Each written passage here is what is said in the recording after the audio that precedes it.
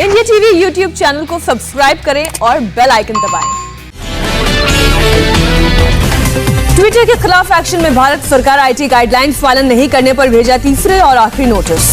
सरकार ने नोटिस में कहा, ट्विटर ने नियमों के मुताबिक अभी तक हमें अपनी चीफ कंप्लायंस ऑफिसर के बारे में जानकारी नहीं दी। नोटिस में भारत में ट्विटर के दफ्तर को लेकर भी उठाए गए सवाल। सरकार ने कहा, ट्विटर ने एक कानूनी फॉर्म के दफ्तर का पता दिया।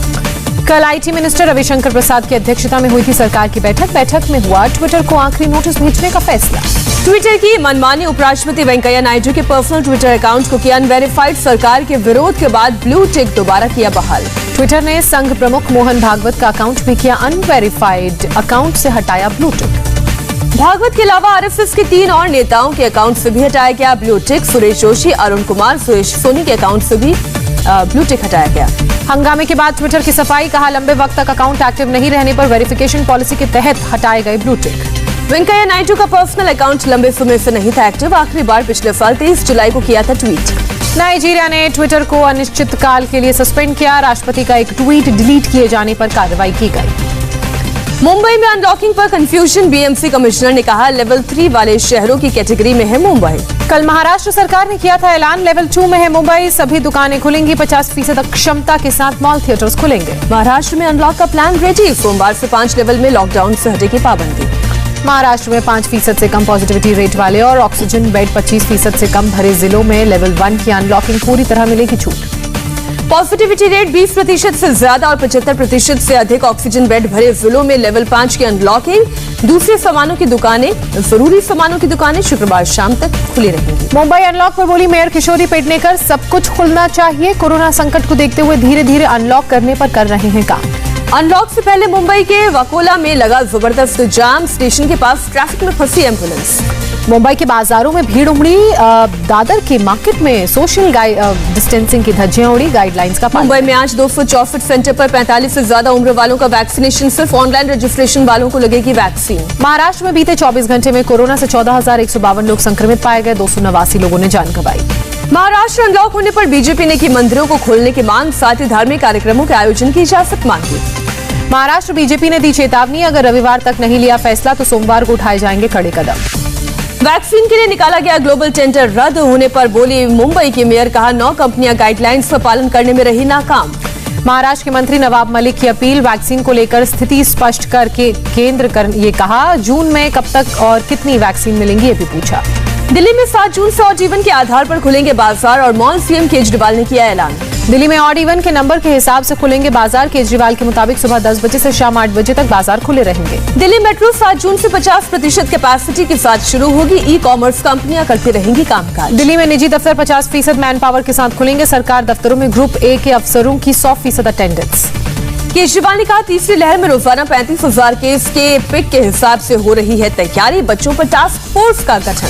दिल्ली में ऑक्सीजन की जरूरत को लेकर केजरीवाल का ऐलान। कहा, दिल्ली में लग रहे हैं 64 ऑक्सीजन प्लांट। 25 ऑक्सीजन टैंकर्स खरीदे जाएंगे। 420 मीट्रिक टन ऑक्सीजन की स्टोरेज क्षमता तैयार होगी। दिल्ली के मशहूर कालका जी मंदिर में आने शुरू हुए श्रद्धालु। मंदिर प्रशासन की तरफ से सिर्फ दर्शन की इजाजत, प्रसाद नहीं चढ़ा सकते भक्त। दिल्ली में कोरोना के 523 नए मामले सामने आए। 50 लोगों ने दम तोड़ा। यूपी के बुलंदशहर और बरेली में भी कोरोना कर्फ्यू खत्म। प्रदेश में अब तक 67 जिलों से हटा corona curfew. CM Yogi Adityanath का ऐलान, यूपी में कोरोना पर पूरी तरह काबू। प्रदेश में 20,000 से कम एक्टिव केस। देश में एक दिन में 1,20,529 लोग कोरोना पॉजिटिव। 3,380 लोगों की गई जान। तमिलनाडु में 24 घंटे में 22,651 नए मामले सामने आए। 463 लोगों की मौत हुई। केरल में कोरोना के 16,229 नए केस। 135 लोगों ने गंवाई जान। पूर्व एथलीट मिल्खा सिंह की तबीयत में सुधार। डॉक्टर्स की टीम रख रही है मिल्खा सिंह की सेहत पर निगरानी। हॉस्पिटल के डायरेक्टर डॉक्टर जगत राम ने दी जानकारी।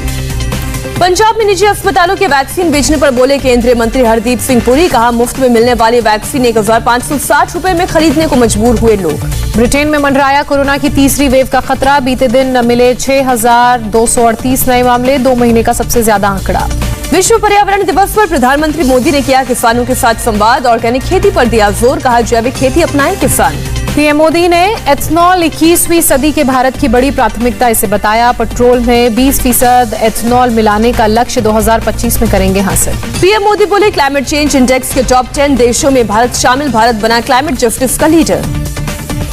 पीएम मोदी ने विश्व पर्यावरण दिवस पर 100 पायलट परियोजनाओं का भी शुभारंभ किया। कहा, भारत क्लाइमेट चेंज को चुनौतियों को लेकर जागरूक। रूस के राष्ट्रपति पुतिन ने कहा, मैं और पीएम मोदी जिम्मेदार नेता, भारत और रूस अब मुद्दे आपस में सुलझाने में सक्षम। पीटीआई के साथ इंटरव्यू में बोले पुतिन, कोई क्षेत्रीय ताकत भारत और रूस के मामलों में दखल ना दे। क्वाड संगठन पर सवाल उठा चुके हैं रूस।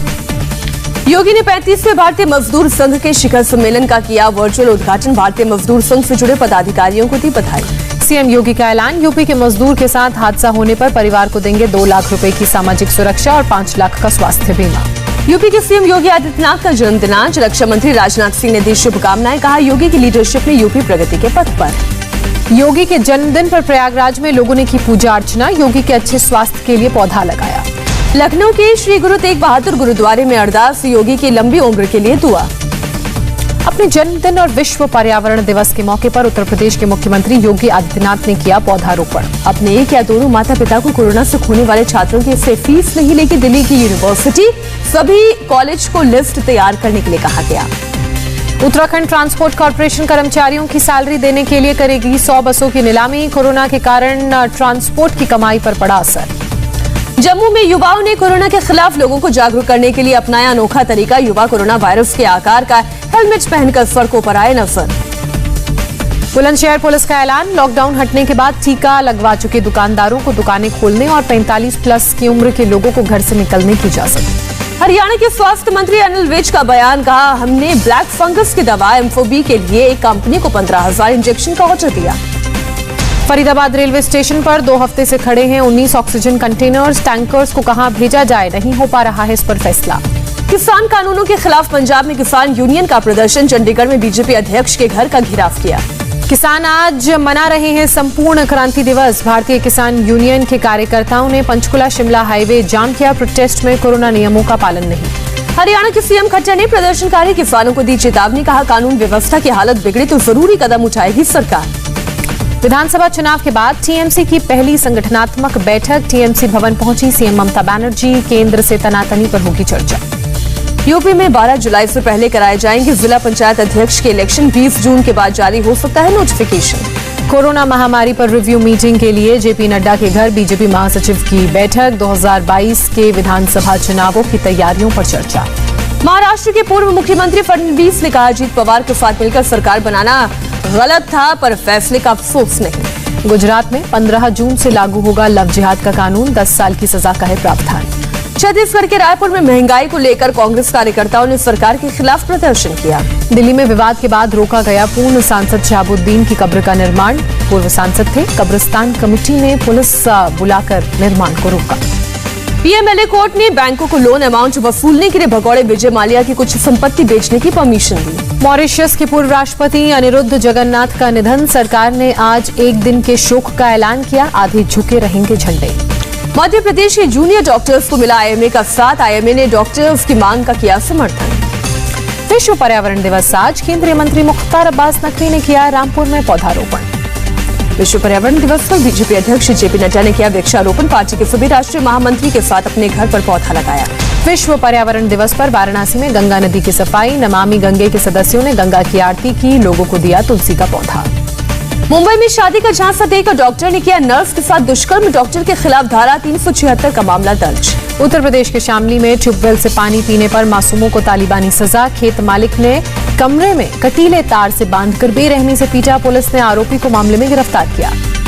अलीगढ़ में जहरीली शराब पीकर मरने वालों का आंकड़ा 98 तक पहुंचा। अभी भी 20 लोगों का चल रहा है इलाज। जेल में सुशील कुमार को कम पड़ रहा है खाना। सुशील कुमार ने ज्यादा और प्रोटीन डाइट वाले खाने की मांग की। सूत्रों के हवाले से खबर। बिहार में मुजफ्फरपुर सेंट्रल जेल में पुलिस का छापा। एसएसपी के मुताबिक नहीं मिला कोई आपत्तिजनक सामान। भारी बारिश के बाद श्रीलंका में बाढ़ और मड स्लाइड ने ढाया कहर। 3 लोगों की मौत, करीब 5000 लोग बेघर हुए।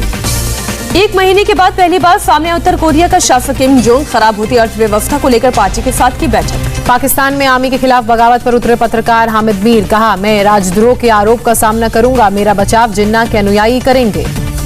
पाकिस्तान के पीएम इमरान खान का विपक्ष पर गंभीर आरोप। कहा, फौज की मदद से तख्ता पलट की हो रही है कोशिश।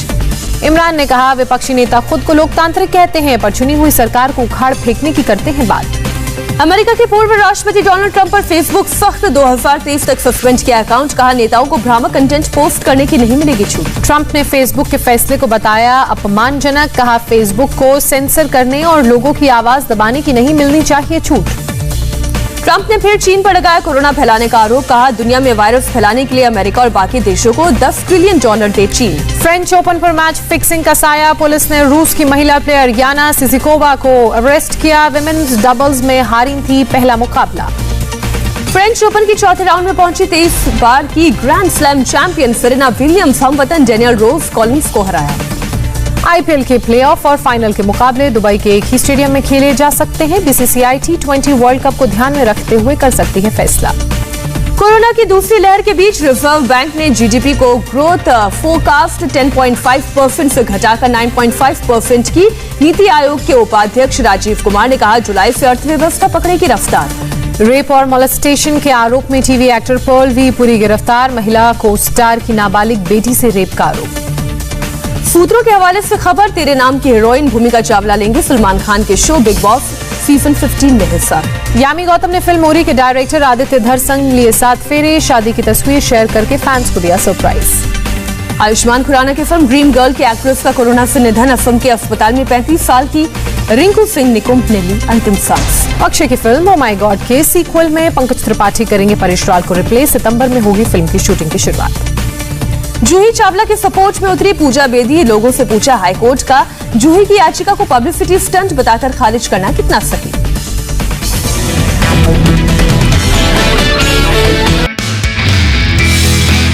नमस्ते, मैं हूं मीनाक्षी जोशी। वीडियो और खबरों से अपडेट रहने के लिए India TV YouTube channel subscribe करें। बेल आइकन दबाना ना भूलें। जुड़े रहें इंडिया टीवी के साथ।